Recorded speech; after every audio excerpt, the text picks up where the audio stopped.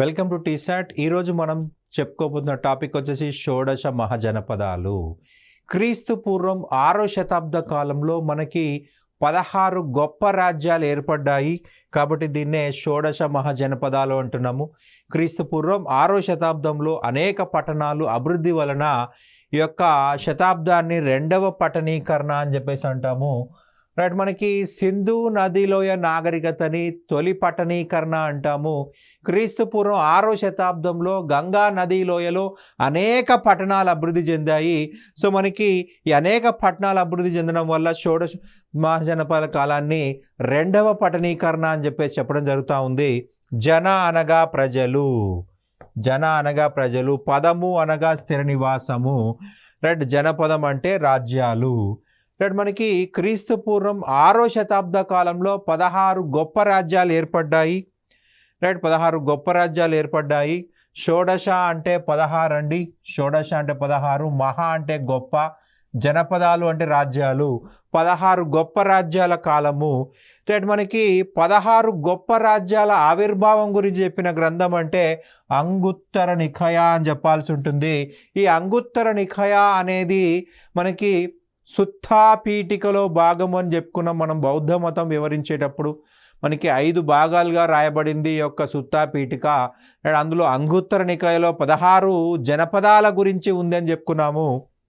Right, ఇక next చూసినట్లయితే మనకి ఎగ్జామ్ పాయింట్ ఆఫ్ లో ఎలా అడుగుతున్నారంటే రాజధానులు మ్యాచ్ ద ఫాలోయింగ్లో అడుగుతూ ఉన్నారు. సో మనకి రాజధానుల పైన అవగాహన ఉండాల్సి ఉంటుంది. రైట్, మొదటి రాజ్యం వచ్చేసి అంగా రాజ్యము. ప్రస్తుత వెస్ట్ బెంగాల్లోని చంపావతి నది ఒడ్డున ఉన్నటువంటి నగరమే చంపా నగరము. రైట్, చంపా నగరం అనేది అంగ యొక్క రాజధాని. ఇక్కడ మనకు అత్యధికంగా మనకి ఇనుము గనులు దొరుకుతున్నాయి. అలాగే తామ్రలిప్తి అనే రేవు కూడా మనకి ఈ యొక్క రాజ్యంలో ఉంది. ఇనుప గనులు ఉన్నాయి. అలాగే మనకి చంపా నది, గంగా నది ఉపనది అన్నమాట. రైట్, వెస్ట్ బెంగాల్ రాష్ట్రం అనేది గుర్తుపెట్టుకోవాలి, పశ్చిమ బెంగాల్ రాష్ట్రము. ఇక సెకండ్ వన్ చూసినట్లయితే మగధ. మగధ యొక్క తొలి రాజధాని గిరివ్రజ. గిరివ్రజ దానికే మరమ్మతులు చేపట్టి రాజగృహగా పేరు మార్చుకున్నారు. రైట్, రాజగృహం పాత పేరు గిరివ్రజ, కొత్త పేరు రాజగృహ. తర్వాత కాలంలో రాజగృహం అంత సేఫ్ కాదని చెప్పేసి పాటలీపుత్రం అనేటువంటి జలదుర్గాన్ని నిర్మించుకోవడం జరిగింది. పాటలీపుత్రము బీహార్, ప్రస్తుత పాట్నా జిల్లా, గయా జిల్లా, ఈ 2 జిల్లాలలో మొదట మగధ ప్రారంభమైంది. తర్వాత కాలంలో పూర్తి భారతదేశాన్ని తన కంట్రోల్లో తీసుకుంది. కానీ మొదట ఎక్కడ ప్రారంభమైందయ్యా అంటే గయా జిల్లా, పాట్నా జిల్లాలో ప్రారంభమైంది. కాశీ రాజధాని కాశీ, వారణాసి. వరుణ మరియు ఆసి అనే 2 నదులు కలవడం వల్ల అది వారణాసిగా మారింది. కాశీ రాజ్యం యొక్క రాజధాని కాశీ, దాన్నే మనం వారణాసి అంటున్నాం. దాన్నే బెనారస్ అన్నాము. బెనారస్ అన్న వారణాసి అన్న ఒకటే, ఉత్తరప్రదేశ్. వరుణ మరియు ఆసి ఈ 2 నదులు కలిసడం వల్ల ఏర్పడ్డ ప్రాంతం వారణాసి. కోసల రాజధాని శ్రావస్తి, ఉత్తరప్రదేశ్. ఇక్కడ మనకు ప్రధానంగా సరయూ నది ప్రవహిస్తూ ఉంది. పురాణాల ప్రకారం అయోధ్య అనేది కోసల యొక్క రాజధాని. చరిత్ర ప్రకారము శ్రావస్తి అనేది అయోధ్య యొక్క రాజధాని, కోసల యొక్క రాజధాని. రైట్, పురాణాల ప్రకారం అయితే అయోధ్య. రైట్, చరిత్ర ప్రకారం అయితే శ్రావస్తి అనేది కోసల రాజధాని. నెక్స్ట్ చూసినట్లయితే కురుకు 2 రాజధానులు ఉన్నాయండి. ఒకటి హస్తినాపురం, ఇది గంగా నది ఒడ్డున ఉన్నది. గంగా నది ఒడ్డున ఉంది. మనకి ఇంద్రప్రస్థం, ఇది యమునా నది ఒడ్డున ఉన్నది. యమునా నది ఒడ్డున ఉన్నది. హస్తినాపురం అంటే మీరట్. హస్తినాపురం అంటే మీరట్. ఇంద్రప్రస్థం అంటే ఢిల్లీ అని చెప్పాలి. ఢిల్లీకి మాత్రమే యమునా నది ఉంది, హస్తినాపురంకి లేదు. హస్తినాపురం గంగా నది ఒడ్డున ఉన్నది. మీరట్ అని గుర్తుపెట్టుకోవాల్సి ఉంటుంది. మీరట్ ఉత్తరప్రదేశ్, ఇంద్రప్రస్థం ఢిల్లీ. రైట్, కురుకి 2 రాజధానులు ఉన్నాయి. ఇక నెక్స్ట్ చూసినట్లయితే వత్స, కౌశాంబి. అలహాబాదు దగ్గరలో ఉంటుందండి, ప్రయాగకు దగ్గరగా ఉంటుంది. గంగా మరియు యమున అనే 2 ప్రాంతాలు అలహాబాదులో కలుస్తూ ఉంటాయి, దాని దగ్గరలో ఉంటుంది కౌశాంబి అనే రాజ్యము. శౌరసేన, మథుర, ఉత్తరప్రదేశ్. శౌరసేన మథుర ఉత్తరప్రదేశ్, వజ్జీ వైశాలి బీహార్, మల్లులకు కూడా 2 రాజధానులు ఉన్నాయండి, పావాపురి కుశీనగర. ఈ రెండు కూడా మనకు ముఖ్యమైనవే. రైట్. వర్ధమాన మహావీరుడు సల్లేఖనం చేసిన ప్రాంతం పావాపురి, గౌతమ బుద్ధుడు మరణించిన ప్రాంతం కుశీనగర. రైట్. మల్లుల రాజధానిలోనే 2 మరణించారని చెప్పాలి. పాంచాల, ఇక్కడ కూడా 2 రాజధానులు ఉన్నాయి, కాంపిల్య మరియు అహీచత్ర. మనకి కాంపిల్య అహీచత్ర ఉత్తరప్రదేశ్. మనకి పావాపురి బీహార్ అండి. మనకి ఇక్కడ బీహార్, ఇక్కడ నేను ఉత్తరప్రదేశ్ మెన్షన్ చేశానని చెప్పేసి పావాపురి ఉత్తరప్రదేశ్ అనుకోకండి, కుశీనగర మాత్రమే ఉత్తరప్రదేశ్, పావాపురి బీహార్ అని గుర్తుపెట్టుకోవాలి. సరిహద్దు ప్రాంతాలు ఇవి, ఉత్తరప్రదేశ్ బీహార్ సరిహద్దు ప్రాంతాలు. పావాపురి బీహార్, కుశీనగర ఉత్తరప్రదేశ్. పాంచాల 2 రాజధానులు ఉన్నాయి, కాంపిల్య మరియు అహీచత్ర, 2 కూడా ఉత్తరప్రదేశ్. ఇక నెక్స్ట్ చూసినట్లయితే మనకి 11వది చేది సుక్తిమతి. మనకు చంబల్ నది లోయలో అభివృద్ధి చెందినటువంటి రాజ్యం ఇది, బుందేల్ఖండ్. ఈ చంబల్ నది కూడా తర్వాత అక్కడ మనకి ఉత్తరప్రదేశ్ వైపు ఫ్లో అయిపోయి గంగా నదిలో విలీనం అవుతుంది. రైట్. గంగా నదిలో విలీనం అవుతుంది. నెక్స్ట్ చూసినట్లయితే మత్స్య విరాట నగరము. రైట్. దాన్నే మనం జైపూర్ అంటున్నాము, రాజస్థాన్. రైట్. ఈ యొక్క మత్స్య అనేది గంగా నది పరివాహక ప్రాంతం నుంచి బయట ఉంది, సరస్వతి నది పరివాహక ప్రాంతానికి సంబంధించింది. అవంతికి కూడా 2 రాజధానులు ఉన్నాయండి. వేత్రావతి అనే నది 2గా అవంతి రాజ్యాన్ని విభజిస్తుంది. ఉజ్జయిని మరియు మాహిష్మతి, ఈ 2 ముఖ్యమైనటువంటి ప్రాంతాలు. ఉజ్జయిని మరియు మాహిష్మతి అనేది ఈ యొక్క రాజధానులు అన్నమాట. ఇక నెక్స్ట్ సౌత్ ఇండియా చూసినట్లయితే దక్షిణ భారతదేశంలో ఉన్న ఏకైక జనపదం అస్మక. ఈ అస్మక యొక్క రాజధాని పోతన. దీన్నే మనము ప్రజెంట్ బోధన్ అని చెప్పి చెప్తా ఉన్నాము, నిజామాబాద్ జిల్లాలోని బోధన్ అన్నమాట. అండ్ గోదావరి తీర ప్రాంతంలో ఉంది. అండ్ గాంధార, దీనికి కూడా 2 రాజధానులు ఉన్నాయండి, తక్షశిల మరియు పురుషపుర. ఈ పురుషపురానే మనం ఏమంటున్నామంటే పుష్కలావతి, మరి ఒక పేరు, పాత పేరు పుష్కలావతి. ఈ పుష్కలావతి పురుషపురం అయింది. పురుషపురమే తర్వాత కాలంలో మనకు పెషావర్ అయింది. 3 పేర్లు ఉన్నాయి దీనికి. పాత పేరు పుష్కలావతి, తర్వాత కాలంలో పురుషపుర అయింది. ఆ తర్వాత కాలంలో ప్రస్తుతం మనకి పెషావర్ అని పిలుస్తున్నాము. ఓకే. ఉత్తర పాకిస్తాన్ ప్రాంతము, దక్షిణ ఆఫ్ఘనిస్తాన్ ప్రాంతము.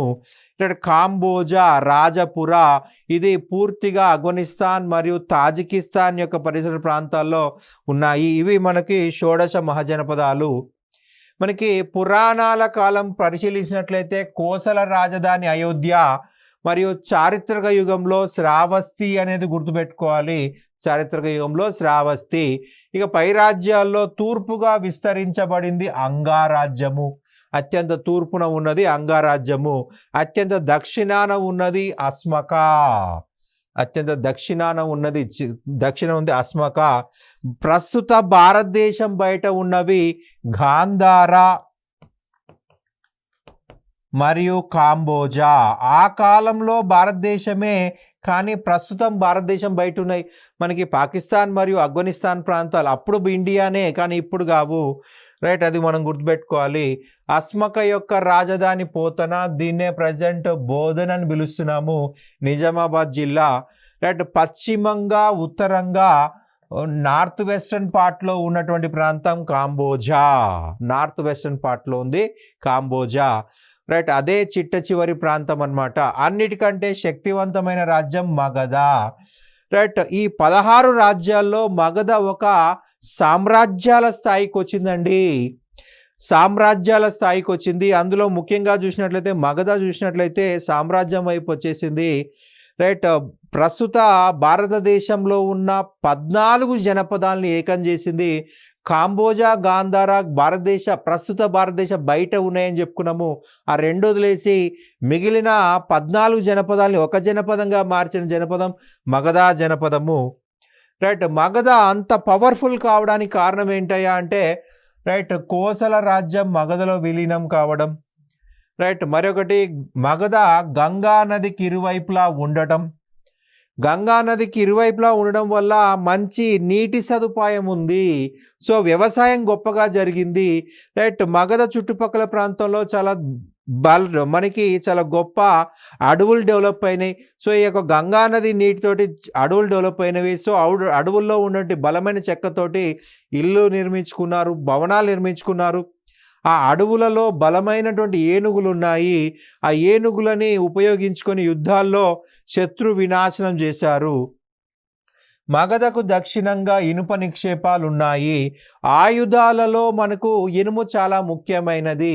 ఆయుధాలు బలంగా ఉండాలంటే ఇనుము వాడాలి, కంచు అయితే పనికిరాదు.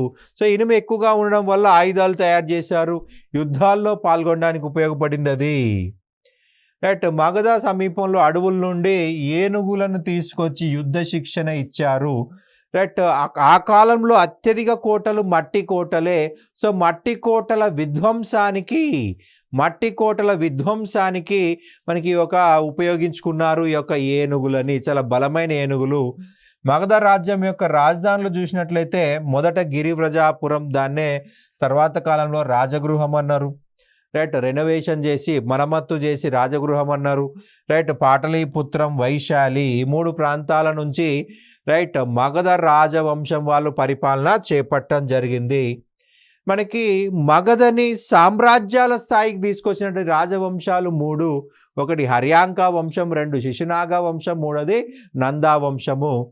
హర్యాంక వంశంలో ప్రధానంగా మనకి బింబిసారుడు, అజాతశత్రువు, ఉదయనుడు, రైట్. చిట్ట చివరివాడు నాగదాసక. రైట్. ఆ బింబిసారుడు రాజగృహం నుంచి పరిపాలించాడు, అజాతశత్రు రాజగృహం నుంచి పరిపాలించాడు, ఉదయనుడు పాటలీపుత్రము, నాగదాసకుడు పాటలీపుత్రము. శిశునాగ వంశంలో 2 రాజులు ఉన్నారు, శిశునాగుడు, కాలాశోకుడు. వీళ్ళిద్దరూ కూడా వైశాలి నుంచి పరిపాలించారు. ఇక నందావంశం చూసినట్లయితే మొదటివాడు మహాపద్మనందుడు, చిట్ట చివరివాడు ధననందుడు. మహాపద్మనందుడు పాటలీపుత్ర నుంచి పరిపాలించాడు, ధననందుడు కూడా పాటలీపుత్ర నుంచే పరిపాలించాడు. ఈ 3 రాజవంశాల వారు మగధని సామ్రాజ్యాల స్థాయికి తీసుకురావడం జరిగింది. ఇక ఫస్ట్ మనం హర్యాంక వంశం గురించి మాట్లాడుకుందామండి. హర్యాంక వంశము మగధ రాజ్యాన్ని వ్యవస్థీకృతంగా చేసి పరిపాలించినటువంటి మొదటి రాజవంశం అంటే హర్యాంక రాజవంశం అని చెప్పాలి. రైట్. ఈ రాజవంశం మొదట రాజగృహం నుంచి పరిపాలించింది, తర్వాత పాటలీపుత్రం నుంచి పరిపాలించడం జరిగింది. రైట్. మనకి బింబిసారుడు హర్యాంక వంశస్థాపకుడు. మనకి పురాణాల ప్రకారం చూసినట్లయితే హర్యాంక వంశం కంటే ముందున్న వంశము బృహదతా వంశం అని చెప్పాల్సి ఉంటుంది. ఈ బృహదతా వంశంలో మనకు ప్రధానంగా చూసినట్లయితే మనకి జరాసంధుడు అనేవాడు అత్యంత గొప్ప రాజుగా చెప్పాలి. మనకి మహాభారత యుద్ధం చూసినట్లయితే మహాభారతంలో దుర్యోధనుడికి సహాయం చేసిన వాడు జరాసంధుడు. ఆ జరాసంధుడి సంతతే ఈ యొక్క బృహదతా వంశం అన్నమాట. రైట్. ఈ వంశంలో చిట్ట చివరి రాజు రింపుంజయ. అని చెప్పేసి గుర్తుపెట్టుకోవాలి. పురాణాల ప్రకారం 544 BCలో రింపుంజయను చంపి హర్యాంక వంశాన్ని బింబిసారుడు ప్రారంభించాడు. వైదిక సాహిత్యం పరిశీలించినట్లయితే దాని ప్రకారము ప్రమగండ అనే వ్యక్తి మొదటిసారిగా మగధలో పరిపాలన చేశాడు. మగధలో తొలిసారి పరిపాలన చేసిన వ్యక్తి ప్రమగండ. వైదిక సాహిత్య ప్రకారము ప్రమగండ. రైట్. ఇక బింబిసారా గురించి చూసినట్లయితే బింబిసారుడు రాజధాని రాజగృహ. ఇతడు వివాహ సంబంధాల ద్వారా రాజ్యాన్ని విస్తరింపజేశాడు. రైట్. ప్రధానంగా చూసినట్లయితే కోసలాదేవి అనొచ్చు, కోసల మహాదేవి అని చెప్పొచ్చి అనొచ్చు. కోసలకు చెందిన మహాదేవిని వివాహం చేసుకున్నాడు. రైట్. ఈ కోసల రాజ్యం అనేది అత్యంత బలమైన రాజ్యము. కోసల రాజ్యంలో ప్రసేనజిత్ అత్యంత బలమైన రాజు. ఈ ప్రసేనజిత్ తన సోదరి అయిన కోసల మహాదేవిని బింబిసారుడికి ఇచ్చి వివాహం చేయడం జరిగింది. సో వివాహానికి గుర్తుగా కాశీ రాజ్యాన్ని వరకట్నం కింద ఇవ్వడం జరిగింది. కాశీ గ్రామాన్ని వరకట్నం కింద ఇవ్వడం జరిగింది. 1,00,000 నాణాల ఆదాయం మనకి ఈ కాశీ నుంచి బింబిసారుడు పొందుతున్నాడు. 1,00,000 నాణాల ఆదాయము. సో దీన్ని బట్టి 2 అంశాలు తెలుస్తున్నాయండి. వరకట్న వ్యవస్థ ఉంది, రైట్. కోసల మహాదేవి వివాహం తర్వాత కాశీని వరకట్నంగా తెచ్చింది. సో అందులోంచి 1,00,000 నాణాల ఆదాయం వస్తుంది, అంటే వరకట్నము ఉంది. రెండోది నాణాల రూపంలో ప్రజలు పన్నులు కడుతున్నారు, రైట్. నాణాలు స్టార్ట్ అయిపోయినవి. చెల్లనాదేవి, ఈ చెల్లనాదేవి వచ్చేసి చేతక యొక్క కూతురు. లిచ్చవి వంశరాజు చేతక, ఆ చేతక యొక్క కూతురే చెల్లన, రైట్. ఈ చేతక వజ్జి యొక్క రాజు, లిచ్చవుల యొక్క రాజు, రైట్. మనకి చెల్లన కొడుకే అజాతశత్రువుగా చెప్పడం జరుగుతుంది. ముద్రాదేవి, ముద్రా రాజవంశం యొక్క రాకుమార్తె. భారతదేశంలో మొదటిసారిగా సిద్ధ సైన్యం నిర్వహించిన చక్రవర్తి. సిద్ధ సైన్యము అంటే రాజు యొక్క ప్రత్యక్ష నిర్వహణలో ఉన్నటువంటి సైన్యమే సిద్ధ సైన్యము, రైట్. బింబిసారుడే మొట్టమొదటిసారిగా సిద్ధ సైన్యాన్ని నిర్వహించడం జరిగింది, రైట్. ఇతను వర్ధమాన మహావీరుడికి బుద్ధుడికి సమకాలీనుడు, రైట్. బుద్ధుణ్ణి ప్రత్యక్షంగా కలిసి బౌద్ధ మతంలోకి మారినట్లుగా మనకు బౌద్ధ గ్రంథాలు తెలియజేస్తూ ఉన్నాయి, రైట్. ఇతని ఆస్థాన వైద్యుడు జీవకుడు, రైట్. జీవక ప్రధానంగా చూసినట్లయితే తక్షశిల విశ్వవిద్యాలయంలో చదువుకున్నాడు. తక్షశిల విశ్వవిద్యాలయంలో చదువుకోవడం జరిగిందనమాట.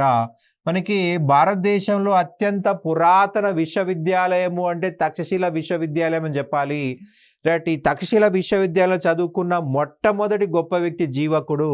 చాలా గొప్ప డాక్టర్ అండి అతను.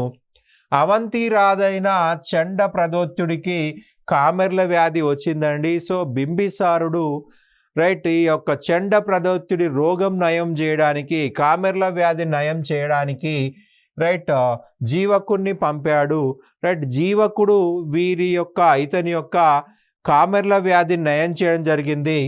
ఇతడు వర్ధమాన మహావీరుడికి సమీప బంధువు, రైట్. ఇప్పుడే మనం ఏం చెప్పుకున్నామండి, రైట్. చెల్లన చేతక యొక్క కూతురు అని చెప్పుకున్నాము. చేతక యొక్క సోదరి త్రిశాలాదేవి, చేతక యొక్క సోదరి త్రిశాలాదేవి, రైట్. ఈ త్రిశాలాదేవి వచ్చేసి వర్ధమాన మహావీరుడి తల్లి, అమ్మగా చెప్పాల్సి ఉంటుంది. అంటే వరుసకి బింబిసారుడికి కజిన్ అవుతాడు, రైట్. వర్ధమాన మహావీరుడికి సమీప బంధువు, రైట్. వరుసకి సోదరుడి వరుస అవుతాడు బింబిసారుడు, రైట్. అలాగే మనకి అజాతశత్రు అనేవాడు బింబిసారుడు యొక్క కుమారుడు, రైట్. బింబిసారుడు అంగారాజ్యాన్ని బ్రహ్మదత్తుని ఓడించి ఆక్రమించాడు. బ్రహ్మదత్తాన్ని ఓడించి ఆక్రమించడం జరిగింది. అంగారాజ్య రాజధాని చంపానగరము, రైట్. బ్రహ్మదత్తుని ఓడించి అంగారాజ్యాన్ని ఆక్రమించాడు, చంపానగరాన్ని తన కంట్రోల్లో తీసుకున్నాడు. ఈ చంపానగరం చూసినట్లయితే మనకి ఇక్కడ అజాతశత్రువుని తన రాజప్రతినిధిగా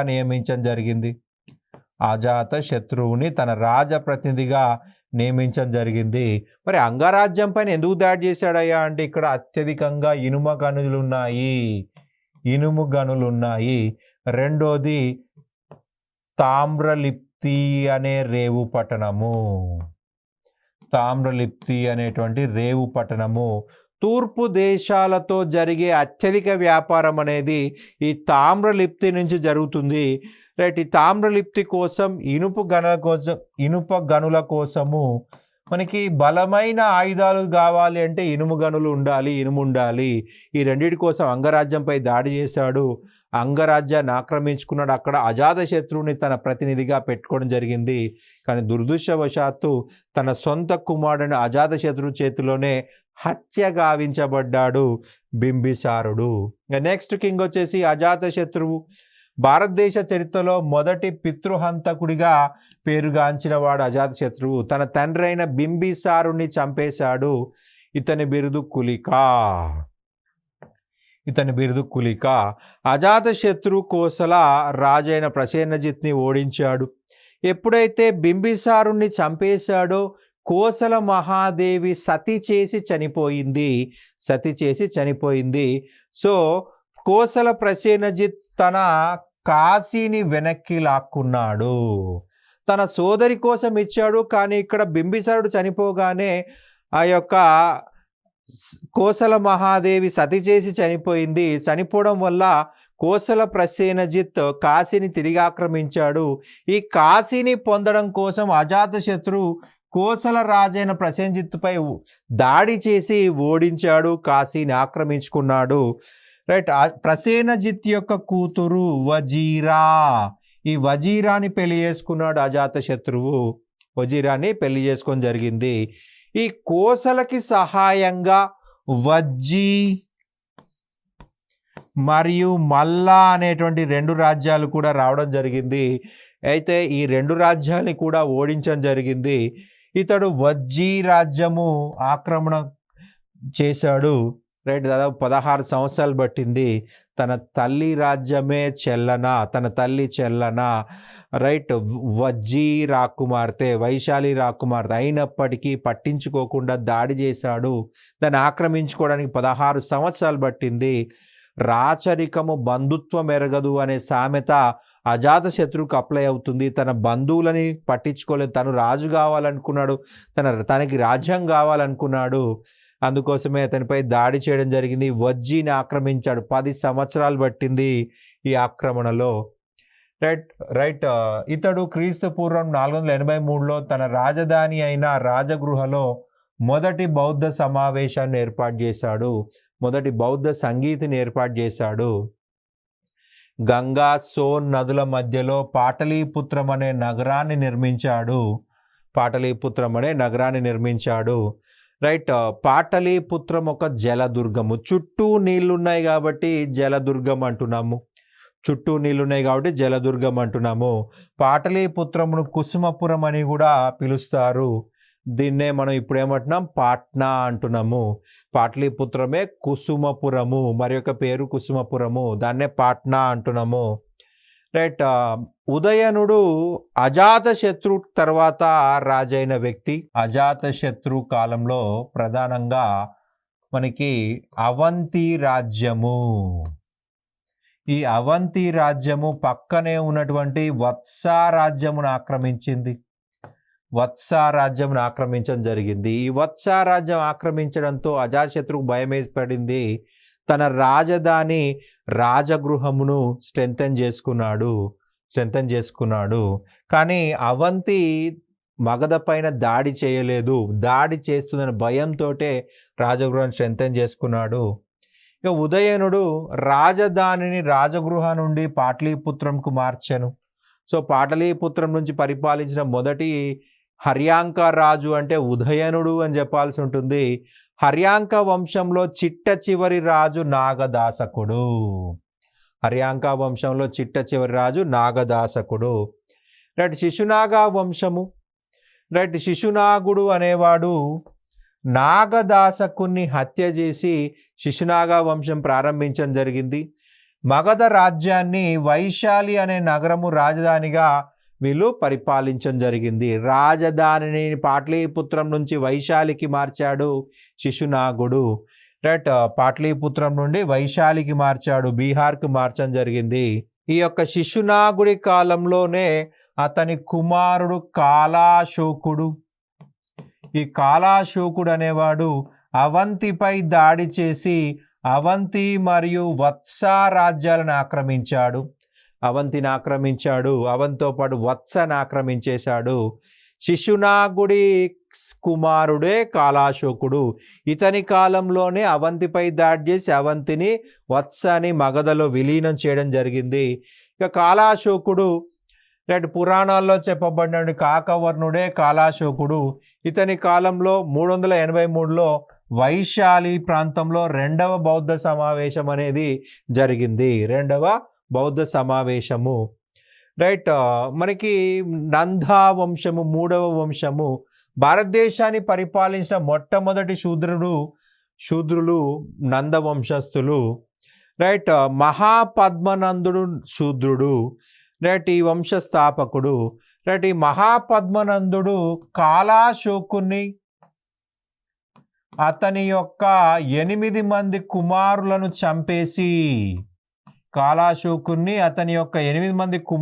చంపేసి నందవంశాన్ని ప్రారంభించడం జరిగింది. వీళ్ళ రాజధాని పాటలీపుత్రం తీసుకొచ్చేసాడు. మనకి మహాపద్మనందుడు యొక్క బిరుదులు సర్వక్ష తాంత్రిక్, రెండవ పరశురాముడు, ఉగ్రసేనుడు. ఈ 3 ఇతని యొక్క బిరుదులుగా చెప్పాల్సి ఉంటుంది. భారతదేశాన్ని పరిపాలించిన మొట్టమొదటి శూద్ర చక్రవర్తి మహాపద్మనందుడు.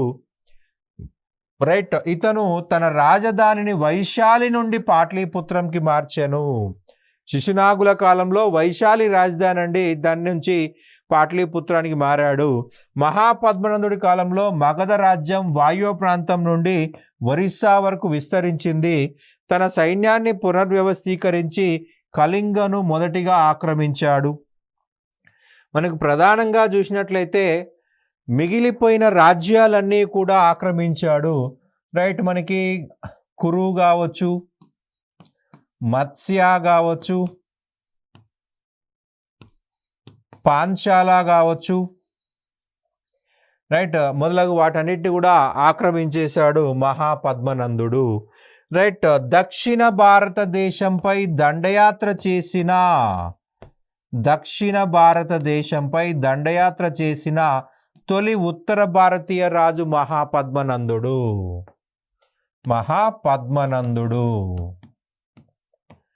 దక్షిణ భారతదేశంలో ఉన్నటువంటి ఏకైక జనపదము అస్మక. దీన్నే అస్సక అని కూడా పిలుస్తారు. దీని రాజధాని పోతనా అని చెప్పేసి చెప్పుకున్నాము. మహాపద్మనందుడు అనేవాడు దక్షిణ భారతదేశంపై దాడి చేసిన మొట్టమొదటి ఉత్తర భారతీయ రాజు. అస్మక జనపదం లేదా అస్సక జనపదంపై దాడి చేసి మగధలో విలీనం చేయడంతో మొత్తం 14 రాజ్యాలు మగధలో విలీనం కావడం జరిగాయి. పూర్తి ప్రస్తుత భారతదేశం మనకి గాంధార, కాంబోజా అనే 2 ప్రాంతాలు మినహా మిగిలిన అన్ని ప్రాంతాలను అతను తన రాజ్యంలో విలీనం చేసుకోవడం జరిగిందనమాట.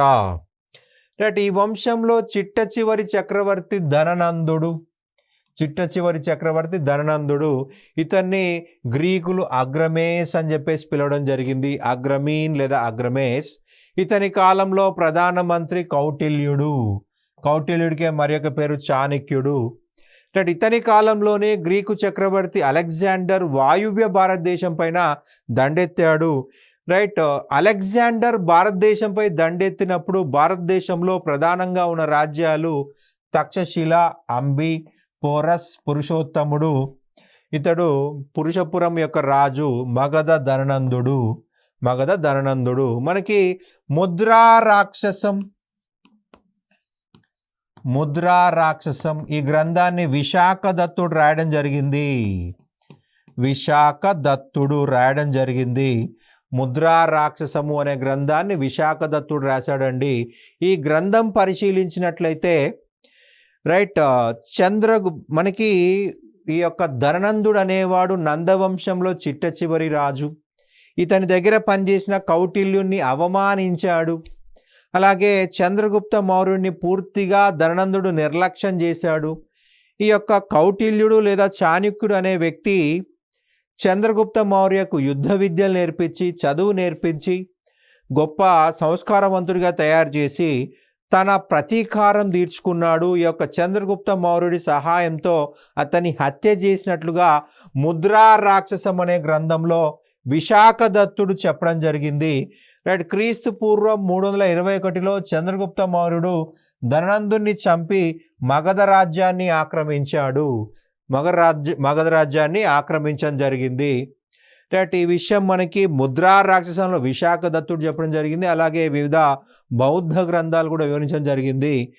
ఇలా మనకి 3 వంశాల వారు పూర్తి భారతదేశాన్ని ఆక్రమించి మగధను సామ్రాజ్యాల స్థాయికి తీసుకొచ్చారు. రైట్. Thank you.